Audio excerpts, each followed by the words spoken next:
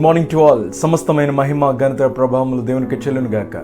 మన ప్రభును రక్షకుడైన యేసుక్రీస్తు వారి శ్రేష్టమైన నామంలో ఈ ఉదయకాల ధ్యానాలను వీక్షిస్తున్న మా వీక్షక కుటుంబం అంతటికి మరొకసారి శుభాలు తెలియపరుస్తూ ఉన్నాను. అందరికీ వందనాలు. ప్రియులరా, ప్రతిదినం దేవుని వాగ్దానం చేత బలపరచబడడం అది ఎంతైనా ఆశీర్వాదకరం. ఈ దినం కూడా ప్రభు మనందరితో మాట్లాడడానికి ప్రభు సిద్ధంగా ఉన్నారు. మీరు సిద్ధంగా ఉన్నారా? అయితే రండి, పరిశుద్ధ గ్రంథాలు తెరిచి మత్తయి శుభవార్త 5వ అధ్యాయము 10వ వచనాన్ని చదువుదాం. నీతి నిమిత్తము హింసింపబడి వారు ధన్యులు, పరలోక రాజ్యం వారిది. దేవుడి మాట చేత మనందరినీ బలపరిచి ఆ పరలోకపు వారసత్వాన్ని ప్రభు మనకు దయచేయను గాక. ఆమేన్.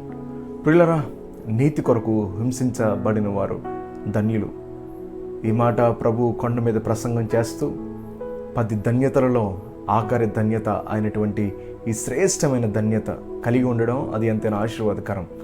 నిజమే ప్రియులరా, నీతి కొరకు మనం హింసించబడితే గనుక పరలోక రాజ్యంలో ప్రభు మనకి చోటునిస్తాడని చక్కని ఈ లేఖన భాగం ద్వారా ఈ ఉదయకాల సమయంలో మనతో ప్రభు మాట్లాడుతూ ఉన్నారు. ప్రతిదినం ఏదో ఒక కష్టం, వేదన, దుఃఖం ద్వారా మనం బాధపడుతూ ఉంటాం. ఈ లోకంలో మనం మంచి చేసినా కూడా మనుషులు కొందరు రాళ్ళు విసురుతారు మన పైన.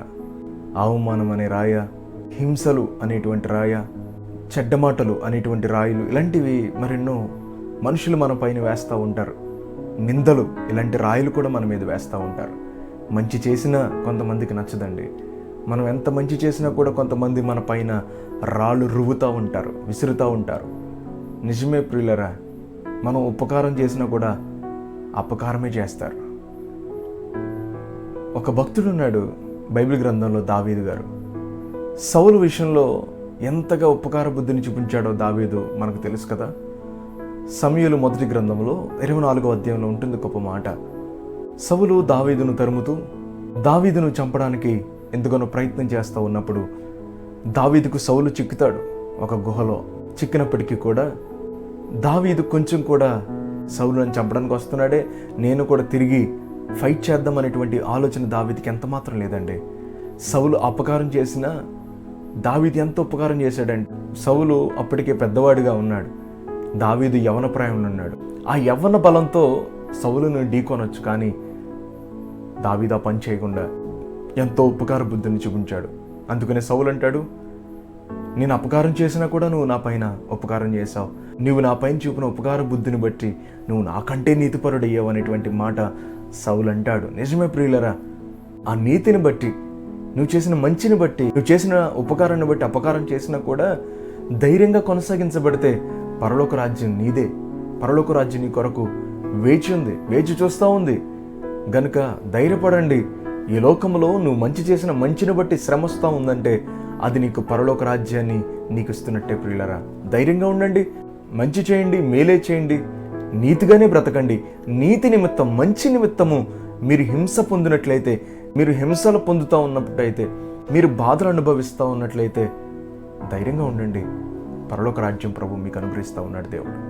గనుక మంచినే చేస్తూ, మేలునే చేస్తూ, ఈ లోకంలో నీతిగా బ్రతుకుతూ అలా జీవిస్తే గొప్ప మేలు, గొప్ప ఆశీర్వాదము, పరలోక వారసత్వాన్ని ప్రభు మీకు అనుగ్రహిస్తాడు. గనుక ఈ నీతి గల బుద్ధి ప్రభువుది. గనుక ప్రభు పిల్లలుగా పిలువబడుతున్న మనందరం కూడా నీతిగా బ్రతికి మేలు చేసేవారిగా ఉండి, యెహోవా కూడా అందరికీ ఉపకారైనటువంటి మాటను చూస్తూ ఉన్నాం. గనుక మనం కూడా అందరికీ ఉపకారం చేస్తూ, నీతిగా బ్రతుకుతూ, మంచి కార్యాలు చేస్తూ, మేలు చేస్తూ ముందు కొనసాగించబడదాం, పరలోక రాజ్యాన్ని పొందుకుందాం. దేవుడి మాట చేత మనందరినీ బలపరచును గాక. ఆమేన్. ప్రార్థన చేద్దాం. పరిశుద్ధుడైన మా దేవని నామానికి వందనాలు. ఈ దినం చక్కని మాట చేత మమ్మల్ని బలపరిచావు ప్రభువా. నీతి నిమిత్తం హింసించబడిన వారు ధన్యులు, పరలోక రాజ్యం వారిది అనేటువంటి మాట చేత మమ్మల్ని బలపరిచారు. నీతి కొరకు ఎన్ని హింసలు పడినా పరలోక రాజ్యం మాదని మేము విశ్వసిస్తూ ఉన్నాం.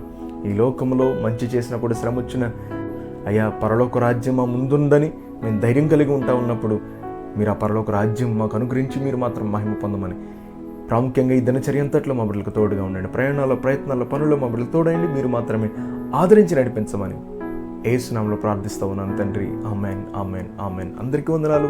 God bless you. Have a wonderful day.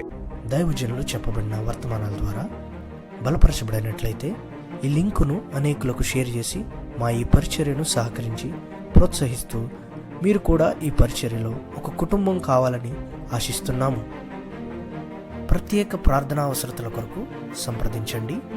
మా ఫోన్ నెంబర్ 9618 208081.